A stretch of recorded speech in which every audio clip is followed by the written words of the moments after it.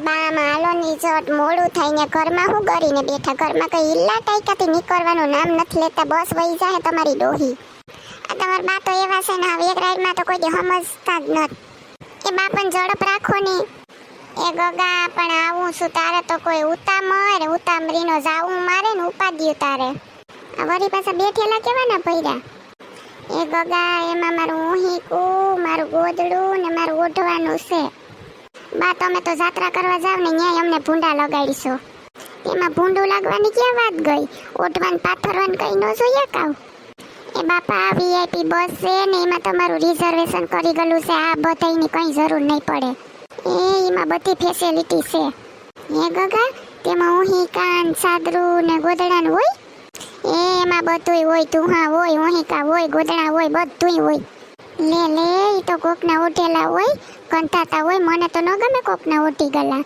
એના કરતા હું મારું લઈ જાઉં ને એ સારું એવું કઈ નથી લઈ જાઉં આમ મૂકી દો સાના મુના તમે તો એ અમને આશીર્વાદ તો આપો બા પૈગે લાગો ને તે સારું છે તમારા મનથી લાગી લ્યો પણ જેદી પૈગે લગાડવાનો મને વિચાર કર્યો ને તેદી મારા જેવી ભૂંડીની નથી કોઈ એ મમ્મી તમારું લબ મૂકીને હવે આશીર્વાદ દો અમને એ મારા દીકરા હો વરહ નો થા એ મમ્મી મને તો દો પણ એ દૂધો નાવો પૂતો ફોલો ઈ હારું તો હું જાત્રાએ જાઉં એ આવું ને તો અહીંયા કંઈક ખુશીના સમાચાર દીજો એટલે તો જાઉં ત્યાં દીવો કરવા ત્યાં દીવો કરીને માગી કે અહીં જેવો ભગવાન દીવો કરું એવો મારા ઘરમાં દીવો પ્રગટાવજે ને મારા કુળનો દીવો દેજે એ મમ્મીજી તો ટાણું આવશે ને તો એ બધું સારું થઈ જાય તમે મારી બહુ ઉપાધિ કરો હા તમે છે ને મારી ઉપાધિ કરો માં એ મમ્મી આ તૂટેલા સંપલને જાત્રામાં મૂકી દેજો ક્યાંક ને ત્યાંથી નવા લઈ લીજો ક્યાંકથી હવે એમાં હું નવા લેવાના હોય ત્યાં મંદિરેથી પહેરી આવી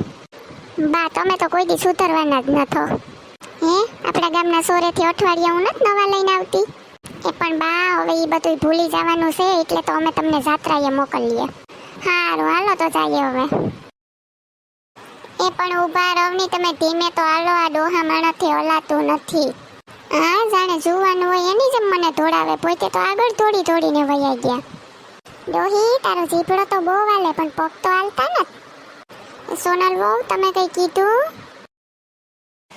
જીજાજી રામ રામ કેમ છે તમને એ આવ્યા મીઠડા હારું છે ઓ બેહ જીજાજી માર બેન દેખાતા નથી કેમ આવી ગયા કઈ નહીં એ ઘરમાં જ હે કઈ કામ કરતી હે બોલાવો ને જીજાજી માર બેનને એ સોનલ એ તારો ભાઈ મીઠડો બાઠિયો આવ્યો આલે જીજાજી તમારે મન બાઠિયો નહીં કહેવાનો અરે હું તો પ્રેમથી બોલાવું તોય તને ખોટું લાગે હા તો વાંધો નહીં તમે પ્રેમથી કહેતા હોય તો કા આવ્યો નહીં તું મંગળવારે પાવભાજી બનાવી હતી પણ ટાઈમ તો હોવો જોઈએ ને બેન હા હવે તમને ક્યાં ઉપાડી છે બેન હારે આવતી રહી તો તમને ક્યાં મારી પડી કઈ આ તો બા પૂછતા હતા તારા હાહુ આવી ગયા કે નહીં એ નહીં મીઠલા હજી મારા હાહુ તો 2 દી પછી આવશે આ તો બા કે એને હાહુ જઈને 13 દી થઈ ગયા તો બેનને પૂછતો આવી છે કે એને હાહુ આવ્યા કે ન આવ્યા એમ હા ભાઈ 2 દીમાં આવી જાય મારા હાહુ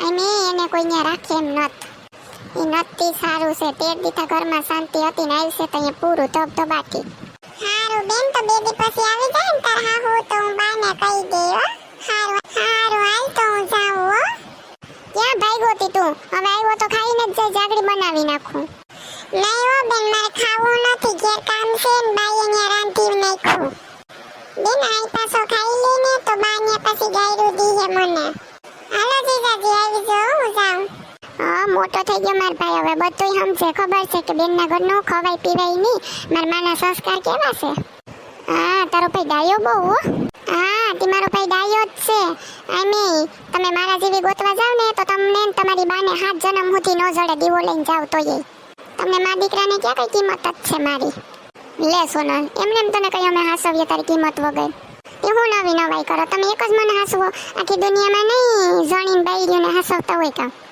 તમે દીએ છે ને તમારી બા જેવા થતા જાવ એ બાપા લપ કરમાની જાની તું તારું કામ કરતી હોય કર જા તી પણ હું કરું જઈને એ તું જે કરતી હોય ને એ કર જા મારું લોહી પીમાં જોયું ને મિત્રો આને દીએ એને બાનો વા આવતો જાય મને તો વા નથી આવતો પણ તને આવતો જાય એવું મને લાગે આ જો ને અડધા દીથી અહીં હોય પાપા બાની બસ હજી આવી નહીં હાલો હવે તો ઘેર જઈએ, બાની તો બસ આવી નહીં. એ થોડીક વાર ઊભા રહો, હું એમ કહું, જો આવશે ને તમારા બા તો રાડ કરશે કે મને લેવાય કોઈ સામે આવ્યું નહીં, જાત્રા કરવા ગયા તા તી. અડધો દીથી તો ઊભા હાલ નહીં હવે ઘરમાં સાની મુની. એ હારું હાલો તો બસ. અડધો દી બેઠા તોય બાની બસ ન આવી લે. હા બીજું તો શું કરીએ, મોડા ભેગું મોડું બીજું કામ. પણ આપણે બાનું સ્વાગત કરવું તો એ તો રહી ગયું ને આપણે. એ ભગવાન શ્રી કૃષ્ણ શરણમ મમ, શ્રી કૃષ્ણ શરણમ મમ, શ્રી કૃષ્ણ શરણમ મમ. એ ક્યાં ગુડાઈ ગયા? લે બા તમે આવી ગયા? લે આ ફૂલ દેવા બેઠા હવે. લ્યો મમ્મી જે આ ફૂલ.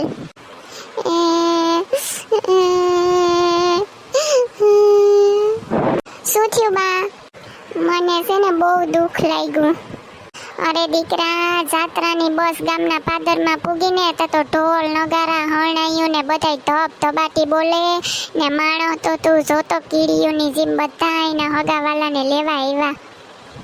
કેવા વધામણા કર્યા ને તમે મને જોતો તેડવાનો આવ્યા. એ બા અમે તને તેડવા આવ્યા હતા પણ અડધો દી સુધી તારી વાત જોઈ પછી બેહીને ઘેર આવતા રહ્યા. અને હે ગગા તમે આવ્યા હતા તેડવા? તો બા અડધો દી તો બેઠા અમે.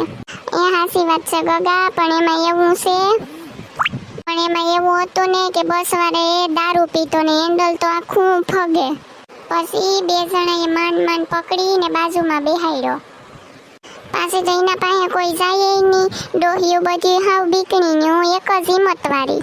પછી મેં મરી ગયા ને સાઈ પાઈ માથે પાણીની ડોલું રેડ્યું. પછી એનો ઉતરો, પછી સેટ બસ ચાલતી થઈ. એમાં ને એમાં અડધો દી વયો ગયો મરી ગયાની વાહે. બા તમે હતો ઈ સામાન લઈને આવ્યા, બીજું કઈ નથી લઈ આવ્યા? હા દીકરા લઈ આવી, તારા હાટું રુદ્રાક્ષની માળા લઈ આવી ને સોનલ હાટું તુલસીની લઈ આવી. ને રહી વાત સામાનની ગગા, તો ઉપડે એમ નતું, એટલું બધી ભેગું કર્યું તું. પછી માંડી વાયરું બધું. પૂછ કેમ? તી કેમ એ બા? તી પછી ક્યાં ગયો સામાન બધું બા? ગગા ભગવાન પાસે ગઈ, દેવ દરે ગઈ, પૂજા પાઠ કર્યા ને ભગવાન પાસે મેં તો ઘણુંય માગ્યું, માગવાનુંય માગ્યું ને નો માગવાનુંય માગ્યું. તી બા ઈ વળી કામ નો માગવાનું માગ્યું તમે?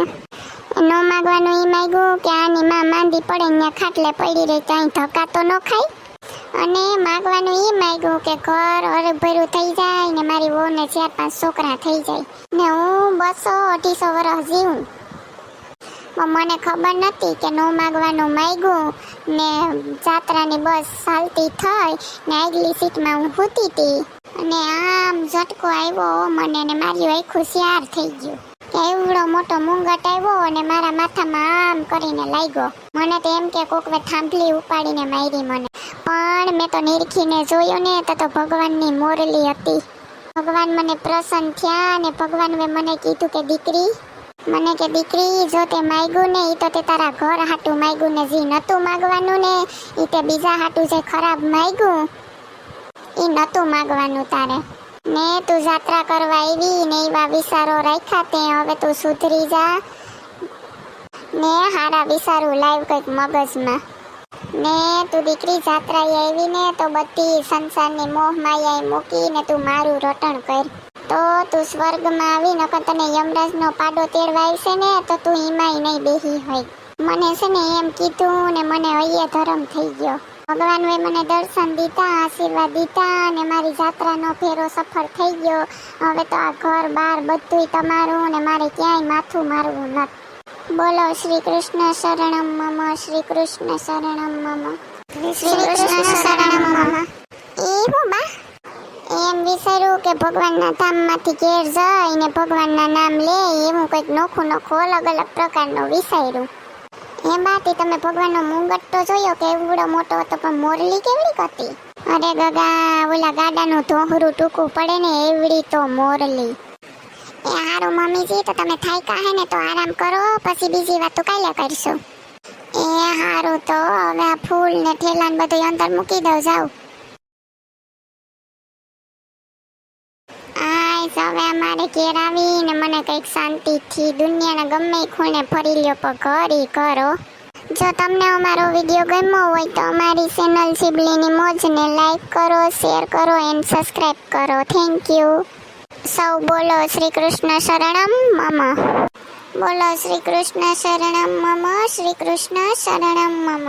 હા, એક વાત તો કેતા ભૂલી ગઈ, હજી હરિદ્વાર નો ત્રીજો ભાગ આવવાનો છે, તો એ જોવાનું ભૂલતા નહીં મિત્રો.